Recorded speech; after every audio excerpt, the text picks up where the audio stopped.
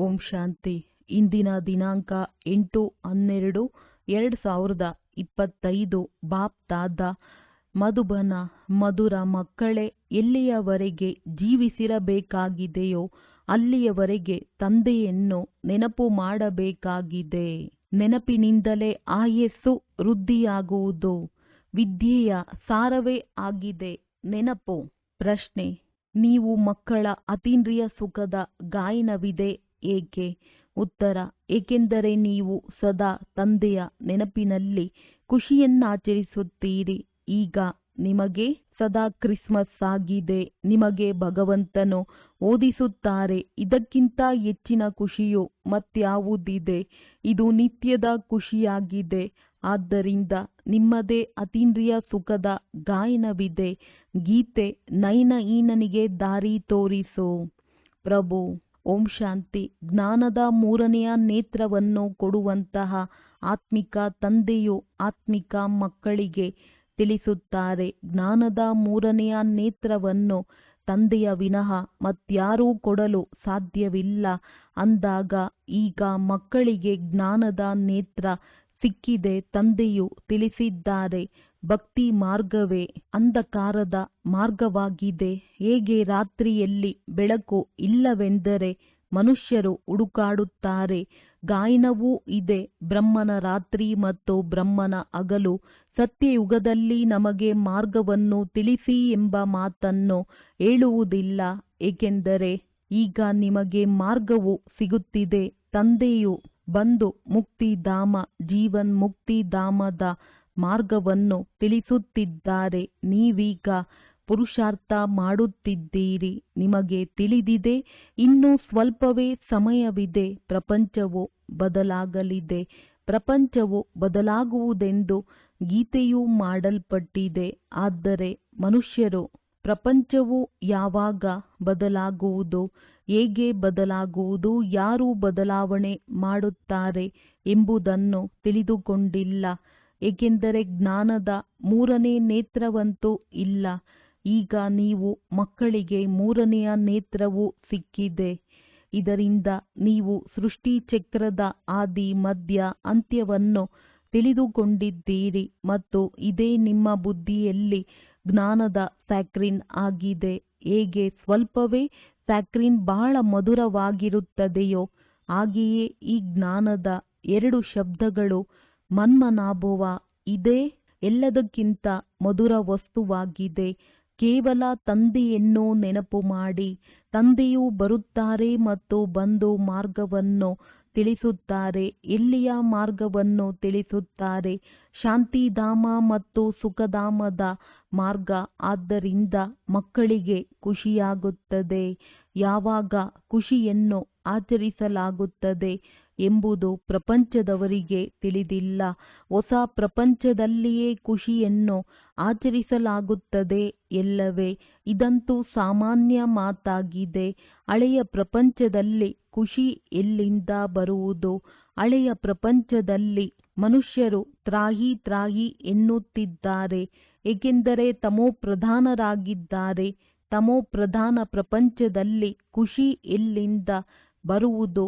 ಸತ್ಯಯುಗದ ಜ್ಞಾನವಂತೂ ಯಾರಲ್ಲಿಯೂ ಇಲ್ಲ. ಆದ್ದರಿಂದ ಪಾಪ ಮನುಷ್ಯರು ಇಲ್ಲಿ ಖುಷಿಯನ್ನು ಆಚರಿಸುತ್ತಿರುತ್ತಾರೆ.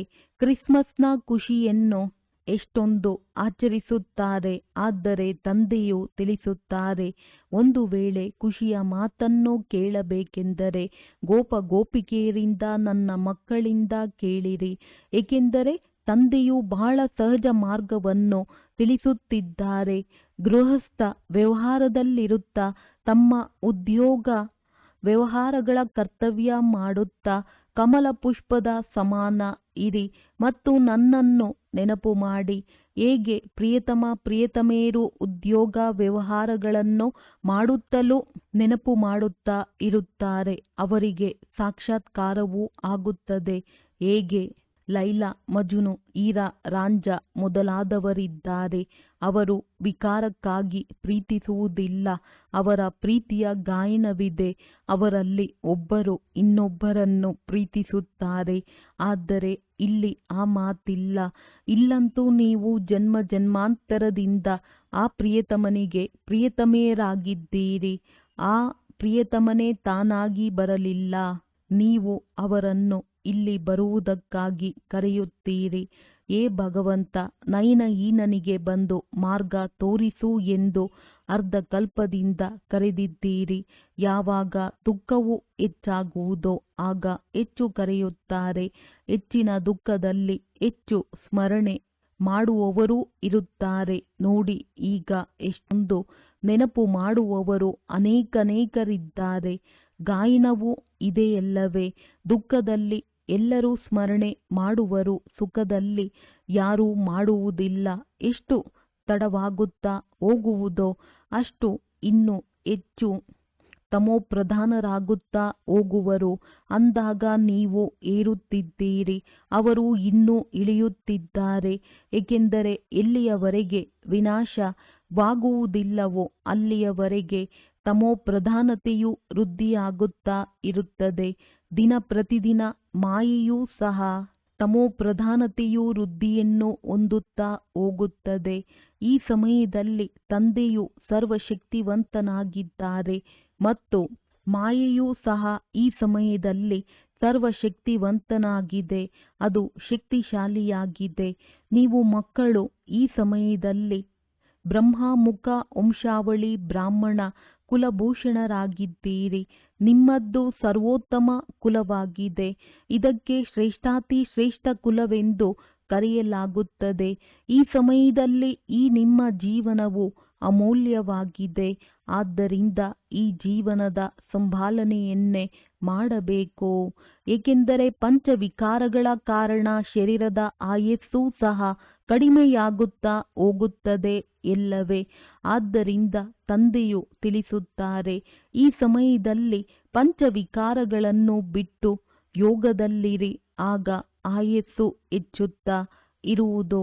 ಆಯಸ್ಸು ಹೆಚ್ಚುತ್ತಾ ಭವಿಷ್ಯದಲ್ಲಿ ನಿಮ್ಮದ್ದು 150 ವರ್ಷ ಆಯಸ್ಸಿರುವುದು. ಈಗ ಇಲ್ಲ. ಆದ್ದರಿಂದ ತಂದೆಯು ಹೇಳುತ್ತಾರೆ, ಈ ಶರೀರವನ್ನು ಸಹ ಬಹಳ ಸಂಭಾಲನೆ ಮಾಡಬೇಕು. ಇಲ್ಲವಾದರೆ ಹೇಳುತ್ತಾರೆ, ಈ ಶರೀರವು ಏನೂ ಕೆಲಸಕ್ಕೆ ಬರುವುದಿಲ್ಲ, ಮಣ್ಣಿನ ಗೊಂಬೆಯಾಗಿದೆ.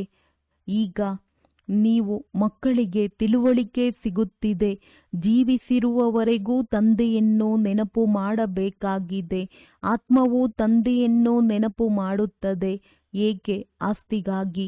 ತಂದೆಯು ತಿಳಿಸುತ್ತಾರೆ, ನೀವು ತಮ್ಮನ್ನು ಆತ್ಮನೆಂದು ತಿಳಿದು ತಂದೆಯನ್ನು ನೆನಪು ಮಾಡಿ ಮತ್ತು ದೈವಿ ಗುಣಗಳನ್ನು ಧಾರಣೆ ಮಾಡಿ. ಆಗ ನೀವು ಈ ರೀತಿಯಾಗಿ ಬಿಡುತ್ತೀರಿ. ಅಂದಾಗ ನೀವು ಮಕ್ಕಳು ವಿದ್ಯೆಯನ್ನು ಚೆನ್ನಾಗಿ ಓದಬೇಕು. ವಿದ್ಯೆಯಲ್ಲಿ ಆಲಸ್ಯ ಬರಬಾರದು. ಇಲ್ಲವಾದರೆ ಅನುತ್ತೀರ್ಣರಾಗಿ ಬಿಡುವಿರಿ. ಪದವಿಯು ಕಡಿಮೆಯಾಗುವುದು. ವಿದ್ಯೆಯಲ್ಲಿಯೂ ಮುಖ್ಯ ಮಾತು ಇದಾಗಿದೆ. ಯಾವುದಕ್ಕೆ ವಿದ್ಯೆಯ ಸಾರವೆಂದು ಹೇಳಲಾಗುತ್ತದೆ? ತಂದೆಯನ್ನು ನೆನಪು ಮಾಡಿ. ಪ್ರದರ್ಶಿನಿ ಅಥವಾ ಸೇವಾ ಕೇಂದ್ರಕ್ಕೆ ಯಾರಾದರೂ ಬಂದರೆ ಅವರಿಗೆ ಮೊಟ್ಟಮೊದಲು ಇದನ್ನು ತಿಳಿಸಿ ತಂದೆಯನ್ನು ನೆನಪು ಮಾಡಿ. ಏಕೆಂದರೆ ಅವರು ಶ್ರೇಷ್ಠಾತಿ ಶ್ರೇಷ್ಠನಾಗಿದ್ದಾರೆ. ಅಂದ ಮೇಲೆ ಶ್ರೇಷ್ಠಾತಿ ಶ್ರೇಷ್ಠರನ್ನೇ ನೆನಪು ಮಾಡಬೇಕು. ಅವರಿಗಿಂತ ಕೆಳಗಿನವರನ್ನು ಏಕೆ ನೆನಪು ಮಾಡುವುದು? ಸರ್ವಶ್ರೇಷ್ಠ ಭಗವಂತನೆಂದು ಹೇಳುತ್ತಾರೆ. ಭಗವಂತನೇ ಹೊಸ ಪ್ರಪಂಚದ ಸ್ಥಾಪನೆ ಮಾಡುವವರಾಗಿದ್ದಾರೆ. ನೋಡಿ, ತಂದೆಯು ಹೇಳುತ್ತಾರೆ, ನಾನು ಹೊಸ ಪ್ರಪಂಚದ ಸ್ಥಾಪನೆ ಮಾಡುತ್ತೇನೆ. ಆದ್ದರಿಂದ ನೀವು ನನ್ನನ್ನು ನೆನಪು ಮಾಡಿ. ಆಗ ನಿಮ್ಮ ಪಾಪಗಳು ಕಳೆಯುವವು. ಅಂದಾಗ ಇದನ್ನು ಪಕ್ಕಾ ನೆನಪಿಟ್ಟುಕೊಳ್ಳಿ. ಏಕೆಂದರೆ ತಂದೆಯು ಪತಿತ ಪಾವನನಲ್ಲವೇ? ಅವರು ಇದನ್ನೇ ಹೇಳುತ್ತಾರೆ. ಯಾವಾಗ ನೀವು ನನ್ನನ್ನು ಪತಿತ ಪಾವನನೆಂದು ಹೇಳುತ್ತೀರಿ ಅಂದ ಮೇಲೆ ನೀವು ತಮೋಪ್ರಧಾನರಾಗಿದ್ದೀರಿ, ಬಹಳ ಪತಿತರಾಗಿದ್ದೀರಿ. ಆದ್ದರಿಂದ ನೀವೀಗ ಪಾವನರಾಗಬೇಕಾಗಿದೆ. ತಂದೆಯು ಬಂದು ಮಕ್ಕಳಿಗೆ ತಿಳಿಸುತ್ತಾರೆ, ಈಗ ನಿಮ್ಮ ಸುಖದ ದಿನಗಳು ಬರಲಿವೆ, ದುಃಖದ ದಿನಗಳು ಕಳೆದು ಹೋಯಿತು. ಏ ದುಃಖಹರ್ತ ಸುಖಕರ್ತ ಎಂದು ಕರೆಯುತ್ತೀರಿ ಅಂದ ಮೇಲೆ ಅರಿತುಕೊಂಡಿದ್ದೀರಲ್ಲವೇ? ಅವಶ್ಯವಾಗಿ ಸತ್ಯಯುಗದಲ್ಲಿ ಎಲ್ಲರೂ ಸುಖಿಯಾಗಿರುತ್ತೀರಿ ಅಂದ ಮೇಲೆ ತಂದೆಯು ಮಕ್ಕಳಿಗೆ ತಿಳಿಸುತ್ತಾರೆ, ಮಕ್ಕಳೇ, ಎಲ್ಲರೂ ಶಾಂತಿಧಾಮ ಮತ್ತು ಸುಖಧಾಮವನ್ನು ನೆನಪು ಮಾಡುತ್ತಾ ಇರಿ. ಇದು ಸಂಗಮ ಯುಗವಾಗಿದೆ. ಅಂಬಿಗನು ನಿಮ್ಮನ್ನು ಪಾರು ಮಾಡುತ್ತಾರೆ. ಬಾಕಿ ಇದರಲ್ಲಿ ಯಾವುದೇ ಸ್ಥೂಲ ಅಂಬಿಗನ ಮಾತಿಲ್ಲ. ನನ್ನ ಜೀವನದ ದೋಣಿಯನ್ನು ಪಾರು ಮಾಡು ಎಂದು ಮಹಿಮೆ ಮಾಡುತ್ತಾರೆ. ಈಗ ಕೇವಲ ಒಬ್ಬರ ದೋಣಿಯಷ್ಟೇ ಪಾರಾಗುವುದಿಲ್ಲವಲ್ಲವೇ? ಇಡೀ ಪ್ರಪಂಚದ ದೋಣಿಯನ್ನು ಪಾರು ಮಾಡಬೇಕಾಗಿದೆ. ಇಡೀ ಪ್ರಪಂಚವೇ ಒಂದು ಬಹಳ ದೊಡ್ಡ ಹಡಗು ಆಗಿದೆ. ಇದನ್ನು ತಂದೆಯು ಪಾರು ಮಾಡುತ್ತಾರೆ ಅಂದ ಮೇಲೆ ನೀವು ಮಕ್ಕಳು ಬಹಳ ಖುಷಿಯನ್ನಾಚರಿಸಬೇಕು, ಏಕೆಂದರೆ ನಿಮಗಾಗಿ ಸದಾ ಖುಷಿ ಇದೆ. ಸದಾ ಕ್ರಿಸ್ಮಸ್ ಆಗಿದೆ. ಯಾವಾಗಿನಿಂದ ನಿಮಗೆ ತಂದೆಯು ಸಿಕ್ಕಿದ್ದಾರೆಯೋ ಆಗಿನಿಂದಲೂ ನಿಮ್ಮದು ಸದಾ ಕ್ರಿಸ್ಮಸ್ ಆಗಿದೆ. ಆದ್ದರಿಂದ ಅತೀಂದ್ರಿಯ ಸುಖದ ಗಾಯನವಿದೆ ನೋಡಿ. ಇವರು ಸದಾ ಖುಷಿಯಲ್ಲಿರುತ್ತಾರೆ.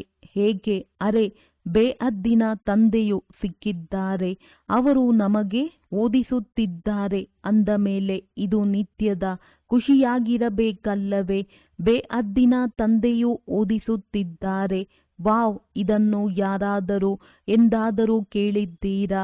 ಗೀತೆಯಲ್ಲಿಯೂ ಭಗವಾನ್ ವಾಚವಿದೆ, ನಾನು ನಿಮಗೆ ರಾಜಯೋಗವನ್ನು ಕಲಿಸುತ್ತೇನೆ. ಹೇಗೆ? ಅಲ್ಲಿ ಬ್ಯಾರಿಸ್ಟರ್ ಯೋಗ, ಸರ್ಜನರಿ ಯೋಗವನ್ನು ಕಲಿಸುತ್ತಾರೆ. ಹಾಗೆಯೇ ನಾನು ನೀವು ಆತ್ಮಿಕ ಮಕ್ಕಳಿಗೆ ರಾಜಯೋಗವನ್ನು ಕಲಿಸುತ್ತೇನೆ. ನೀವಿಲ್ಲಿ ರಾಜಯೋಗವನ್ನು ಕಲಿಯಲು ಬರುತ್ತೀರಲ್ಲವೇ? ಇದರಲ್ಲಿ ತಬ್ಬಿಬ್ಬಾಗುವ ಮಾತೇ ಇಲ್ಲ. ಅಂದ ಮೇಲೆ ರಾಜಯೋಗವನ್ನು ಕಲಿತು ಪೂರ್ಣ ಮಾಡಬೇಕಲ್ಲವೇ? ಬಿಟ್ಟು ಹೊರಟು ಹೋಗಬಾರದು. ಓದಲೂ ಬೇಕು ಮತ್ತು ಚೆನ್ನಾಗಿ ಧಾರಣೆಯನ್ನು ಮಾಡಿಕೊಳ್ಳಬೇಕಾಗಿದೆ. ಶಿಕ್ಷಕರು ಧಾರಣೆ ಮಾಡಿಸುವುದಕ್ಕಾಗಿಯೇ ಓದಿಸುತ್ತಾರೆ. ಪ್ರತಿಯೊಬ್ಬರದ್ದು ತಮ್ಮದೇ ಆದ ಬುದ್ಧಿ ಇರುತ್ತದೆ. ಕೆಲವರದ್ದು ಉತ್ತಮ, ಕೆಲವರದ್ದು ಮಧ್ಯಮ, ಇನ್ನು ಕೆಲವರದ್ದು ಕನಿಷ್ಠ. ಅಂದಾಗ ತಮ್ಮೊಂದಿಗೆ ಕೇಳಿಕೊಳ್ಳಿ, ನಾನು ಉತ್ತಮನಾಗಿದ್ದೇನೆಯೇ, ಮಧ್ಯಮನಾಗಿದ್ದೇನೆಯೇ ಅಥವಾ ಕನಿಷ್ಠನಾಗಿದ್ದೇನೆಯೇ? ತಮ್ಮನ್ನು ತಾವೇ ಗುರುತಿಸಿಕೊಳ್ಳಿ. ನಾನು ಈ ಶ್ರೇಷ್ಠಾತಿ ಶ್ರೇಷ್ಠ ಪರೀಕ್ಷೆಯನ್ನು ತೇರ್ಗಡೆ ಮಾಡಿ ಶ್ರೇಷ್ಠ ಪದವಿಯನ್ನು ಪಡೆಯಲು ಯೋಗ್ಯನಾಗಿದ್ದೇನೆಯೇ? ನಾನು ಸರ್ವಿಸ್ ಮಾಡುತ್ತೇನೆಯೇ? ತಂದೆಯು ತಿಳಿಸುತ್ತಾರೆ, ಮಕ್ಕಳೇ, ಸೇವಾದಾರಿಗಳಾಗಿ ತಂದೆಯನ್ನು ಅನುಕರಣೆ ಮಾಡಿ, ಏಕೆಂದರೆ ನಾನು ಸರ್ವಿಸ್ ಮಾಡುತ್ತೀನಲ್ಲವೇ? ನಾನು ಬಂದಿರುವುದೇ ಸರ್ವಿಸ್ ಮಾಡುವುದಕ್ಕಾಗಿ ಮತ್ತು ಪ್ರತಿನಿತ್ಯವೂ ಸರ್ವಿಸ್ ಮಾಡುತ್ತೇನೆ, ಏಕೆಂದರೆ ರಥವನ್ನು ತೆಗೆದುಕೊಂಡಿದ್ದೇನೆ ಅಲ್ಲವೇ? ರಥವು ಶಕ್ತಿಶಾಲಿಯಾಗಿದೆ, ಚೆನ್ನಾಗಿದೆ ಮತ್ತು ಸದಾ ಇವರು ಸರ್ವಿಸ್ ಮಾಡುತ್ತಾರೆ. ಬಾಪ್ ದಾದಾ ಈ ರಥದಲ್ಲಿ ಸದಾ ಇರುತ್ತಾರೆ. ಬಲೆ, ಇವರ ಶರೀರವು ರೋಗಿಯಾಗಬಹುದು. ನಾನಂತೂ ಕುಳಿತಿದ್ದೇನಲ್ಲವೇ? ನಾನು ಇವರಲ್ಲಿ ಕುಳಿತು ಬರೆಯುತ್ತೇನೆ. ಒಂದು ವೇಳೆ ಇವರು ಮಾತನಾಡಲು ಸಾಧ್ಯವಾಗದಿದ್ದರೆ ನಾನು ಇವರಲ್ಲಿ ಬಂದು ಬರೆಯುತ್ತೇನೆ. ಇದರಿಂದ ಮುರುಳಿಯನ್ನು ತಪ್ಪಿಸುವುದಿಲ್ಲ. ಎಲ್ಲಿಯವರೆಗೆ ಬರೆಯಲು ಸಾಧ್ಯವೋ, ಕುಳಿತುಕೊಳ್ಳಲು ಸಾಧ್ಯವೋ ಅಲ್ಲಿಯವರೆಗೆ ನಾನು ಮುರುಳಿಯನ್ನು ನುಡಿಸುತ್ತೇನೆ, ಮಕ್ಕಳಿಗೆ ಬರೆದು ಕಳುಹಿಸುತ್ತೇನೆ, ಏಕೆಂದರೆ ನಾನು ಸೇವಾದಾರಿಯಲ್ಲವೇ? ಅಂದಾಗ ತಂದೆಯು ಬಂದು ತಿಳಿಸುತ್ತಾರೆ, ನೀವು ತಮ್ಮನ್ನು ಆತ್ಮನೆಂದು ತಿಳಿದು ನಿಶ್ಚಯ ಬುದ್ಧಿಯವರಾಗಿ ಸೇವೆಯಲ್ಲಿ ತೊಡಗಿರಿ. ತಂದೆಯ ಸೇವೆ ಈಶ್ವರಿಯ ಸೇವೆಯಾಗಿದೆ. ಹೇಗೆ ಆ ರಾಜರು ಆನ್ ಇಸ್ ಮೆಜೆಸ್ಟಿ ಸರ್ವಿಸ್ ಎಂದು ಬರೆಯುತ್ತಾರೆ. ನೀವೇನು ಹೇಳುತ್ತೀರಿ?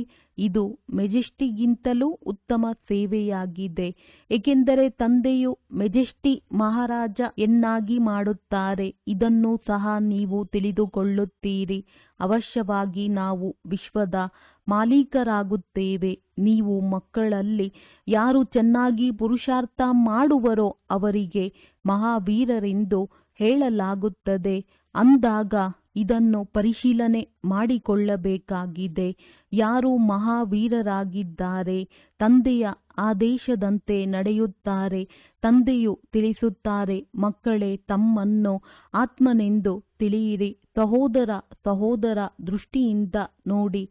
ತಂದೆಯು ತಮ್ಮನ್ನು ಸಹೋದರರ ತಂದೆಯೆಂದು ತಿಳಿಯುತ್ತಾರೆ ಮತ್ತು ಸಹೋದರರನ್ನೇ ನೋಡುತ್ತಾರೆ. ಎಲ್ಲರನ್ನೂ ನೋಡುವುದಿಲ್ಲ.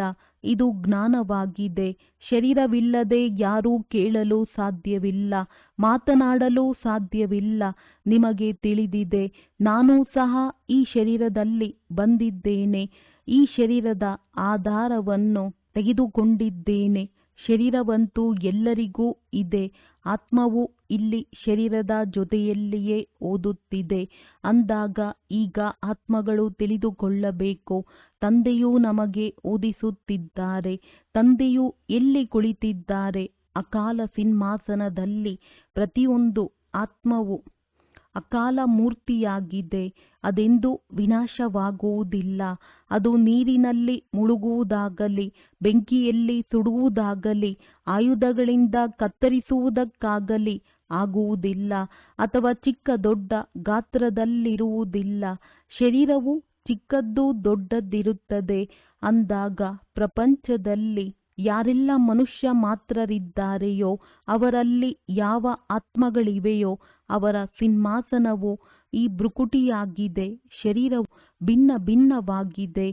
ಕೆಲವರ ಅಕಾಲ ಸಿಂಹಾಸನ ಪುರುಷನದ್ದು, ಕೆಲವರದ್ದು ಸ್ತ್ರೀಯರದ್ದು, ಕೆಲವರದ್ದು ಮಕ್ಕಳದ್ದು ಆಗಿದೆ. ಯಾರೊಂದಿಗೆ ನೀವು ಮಾತನಾಡುತ್ತೀರೆಂದರೆ ಇದನ್ನೇ ತಿಳಿಯಿರಿ, ನಾವಾತ್ಮರಾಗಿದ್ದೇವೆ. ತಮ್ಮ ಸಹೋದರರೊಂದಿಗೆ ಮಾತನಾಡುತ್ತೇವೆ. ತಂದೆಯ ಸಂದೇಶ ಕೊಡುತ್ತೀರಿ. ಶಿವ ತಂದೆಯನ್ನು ನೆನಪು ಮಾಡಿದರೆ ಆತ್ಮದಲ್ಲಿ ಹಿಡಿದಿರುವ ತುಕ್ಕು ಬಿಟ್ಟು ಹೋಗುವುದು. ಹೇಗೆ ಚಿನ್ನದಲ್ಲಿ ಲೋಹವು ಬೆರಕೆಯಾದರೆ ಅದರ ಬೆಲೆಯು ಕಡಿಮೆಯಾಗುತ್ತದೆ, ಹಾಗೆಯೇ ನಿಮ್ಮ ಬೆಲೆಯೂ ಸಹ ಕಡಿಮೆಯಾಗಿ ಬಿಟ್ಟಿದೆ. ಈಗ ಸಂಪೂರ್ಣ ಮೌಲ್ಯಹೀನರಾಗಿ ಬಿಟ್ಟಿದ್ದೀರಿ. ಇದಕ್ಕೆ ದಿವಾಳಿ ಎಂದು ಹೇಳಲಾಗುತ್ತದೆ. ಭಾರತವು ಎಷ್ಟು ಧನವಂತನಾಗಿತ್ತು, ಈಗ ಸಾಲ ತೆಗೆದುಕೊಳ್ಳುತ್ತಾ ಇರುತ್ತಾರೆ. ವಿನಾಶದಲ್ಲಂತೂ ಎಲ್ಲರ ಹಣವು ಸಮಾಪ್ತಿಯಾಗುವುದು. ಕೊಡುವವರು ತೆಗೆದುಕೊಳ್ಳುವವರು ಎಲ್ಲರೂ ಸಮಾಪ್ತಿಯಾಗಿ ಬಿಡುವರು. ಬಾಕಿ ಯಾರು ಅವಿನಾಶಿ ಜ್ಞಾನ ರತ್ನಗಳನ್ನು ತೆಗೆದುಕೊಳ್ಳುವವರಿದ್ದಾರೆಯೋ ಅವರು ಮತ್ತೆ ಬಂದು ತಮ್ಮ ಭಾಗ್ಯವನ್ನು ಪಡೆಯುತ್ತಾರೆ. ಒಳ್ಳೆಯದು. ಮಧುರಾತಿ ಮಧುರ ಅಗಲಿ ಹೋಗಿ ಮರಳಿ ಸಿಕ್ಕಿರುವ ಮಕ್ಕಳ ಪ್ರತಿ ಮಾತ್ಪಿತಾ ಬಾಪ್ ದಾದಾರವರ ನೆನಪು, ಪ್ರೀತಿ ಹಾಗೂ ಸುಪ್ರಭಾತ. ಆತ್ಮಿಕ ಮಕ್ಕಳಿಗೆ ಆತ್ಮಿಕ ತಂದೆಯ ನಮಸ್ತೆ. ಧಾರಣೆಗಾಗಿ ಮುಖ್ಯ ಸಾರ. ತಂದೆಯನ್ನು ಅನುಸರಿಸಿ ತಂದೆಯ ಸಮಾನ ಸೇವಾದಾರಿಗಳಾಗಬೇಕಾಗಿದೆ. ತಮ್ಮನ್ನು ತಾವೇ ಪರಿಶೀಲನೆ ಮಾಡಿಕೊಳ್ಳಬೇಕು. ನಾನು ಉತ್ತಮ ಪರೀಕ್ಷೆಯನ್ನು ತೇರ್ಗಡೆ ಮಾಡಿ ಉತ್ತಮ ಪದವಿಯನ್ನು ಪಡೆಯಲು ಯೋಗ್ಯನಾಗಿದ್ದೇನೆಯೇ? ತಂದೆಯ ಆದೇಶದಂತೆ ನಡೆದು ಮಹಾವೀರರಾಗಬೇಕಾಗಿದೆ. ಹೇಗೆ ತಂದೆಯು ಆತ್ಮಗಳನ್ನು ನೋಡುತ್ತಾರೆ, ಆತ್ಮಗಳಿಗೆ ಓದಿಸುತ್ತಾರೆ, ಅದೇ ರೀತಿ ಆತ್ಮ ಸಹೋದರರನ್ನು ನೋಡಿ ಮಾತನಾಡಬೇಕಾಗಿದೆ. ವರದಾನ: ಶ್ರೇಷ್ಠತೆಯ ಆಧಾರದ ಮೇಲೆ ಸಮೀಪತೆಯ ಮೂಲಕ ಕಲ್ಪದ ಶ್ರೇಷ್ಠ ಪ್ರಾರಬ್ಧವನ್ನು ತಯಾರಿ ಮಾಡಿಕೊಳ್ಳುವಂತಹ ವಿಶೇಷ ಪಾತ್ರಧಾರಿ ಭವ. ಈ ಮರುಜೀವ ಜೀವನದಲ್ಲಿ ಶ್ರೇಷ್ಠತೆಗೆ 2 ಮಾತುಗಳಿವೆ: ಸದಾ ಪರೋಪಕಾರಿಯಾಗಿ ಇರುವುದು, ಬಾಲ ಬ್ರಹ್ಮಚಾರಿಯಾಗಿ ಇರುವುದು. ಯಾವ ಮಕ್ಕಳು ಈ 2 ಮಾತುಗಳಲ್ಲಿ ಆದಿಯಿಂದ ಅಂತ್ಯದವರೆಗೆ ಅಖಂಡವಾಗಿದ್ದಾರೆ, ಯಾವುದೇ ಪ್ರಕಾರದ ಅಪವಿತ್ರತೆ ಅರ್ಥಾತ್ ಸ್ವಚ್ಛತೆಯು ಮತ್ತೆ ಮತ್ತೆ ಖಂಡನೆಯಾಗಿಲ್ಲ ಹಾಗೂ ವಿಶ್ವದ ಪ್ರತಿ ಮತ್ತು ಬ್ರಾಹ್ಮಣ ಪರಿವಾರದ ಪ್ರತಿ ಸದಾ ಯಾರು ಉಪಕಾರಿಯಾಗಿದ್ದಾರೆ ಅಂತಹ ವಿಶೇಷ ಪಾತ್ರಧಾರಿಗಳು ಸದಾ ಬಾಪ್ ದಾದಾರವರ ಸಮೀಪದಲ್ಲಿರುತ್ತಾರೆ ಮತ್ತು ಅವರ ಪ್ರಾರಬ್ಧವು ಇಡೀ ಕಲ್ಪಕ್ಕಾಗಿ ಶ್ರೇಷ್ಠರಾಗಿ ಬಿಡುತ್ತಾರೆ. ಸ್ಲೋಗನ್: ಸಂಕಲ್ಪವು ವ್ಯರ್ಥವಿದೆ ಎಂದರೆ ಅನ್ಯ ಎಲ್ಲ ಖಜಾನೆಗಳೂ ಸಹ ವ್ಯರ್ಥವಾಗಿ ಬಿಡುತ್ತವೆ. ಅವ್ಯಕ್ತ ಸೂಚನೆ: ಈಗ ಸಂಪನ್ನ ಅಥವಾ ಕರ್ಮಾತೀತರಾಗುವುದರಲ್ಲಿ ತತ್ಪರರಾಗಿರಿ. ಕರ್ಮಾತೀತ ಸ್ಥಿತಿಯ ಅನುಭವ ಮಾಡುವುದಕ್ಕೆ ಜ್ಞಾನವನ್ನು ಕೇಳುವುದು ಹೇಳುವುದರ ಜೊತೆಯಲ್ಲಿ ಈಗ ಬ್ರಹ್ಮ ತಂದೆಯ ಸಮಾನ ಭಿನ್ನ ಅಶರೀರಿಯಾಗುವ ಅಭ್ಯಾಸದ ಮೇಲೆ ವಿಶೇಷ ಗಮನ ಕೊಡಿ. ಹೇಗೆ ಬ್ರಹ್ಮ ತಂದೆಯು ಸಾಕಾರ ಜೀವನದಲ್ಲಿ ಕರ್ಮಾತೀತರಾಗುವುದರ ಮೊದಲು ಭಿನ್ನ ಮತ್ತು ಪ್ರಿಯರಾಗಿರುವ ಅಭ್ಯಾಸದ ಪ್ರತ್ಯಕ್ಷ ಅನುಭವ ಮಾಡಿಸಿದರು. ಸೇವೆಯನ್ನು ಅಥವಾ ಯಾವುದೇ ಕರ್ಮವನ್ನು ಬಿಟ್ಟಿಲ್ಲ, ಆದರೆ ಭಿನ್ನರಾಗಿ ಕೊನೆಯ ದಿನವೂ ಮಕ್ಕಳ ಸೇವೆ ಸಮಾಪ್ತಿ ಮಾಡಿದರು. ಈ ರೀತಿ ಫಾಲೋ ಫಾದರ್ ಮಾಡಿ. ಒಳ್ಳೆಯದು. ಓಂ ಶಾಂತಿ. ಓಂ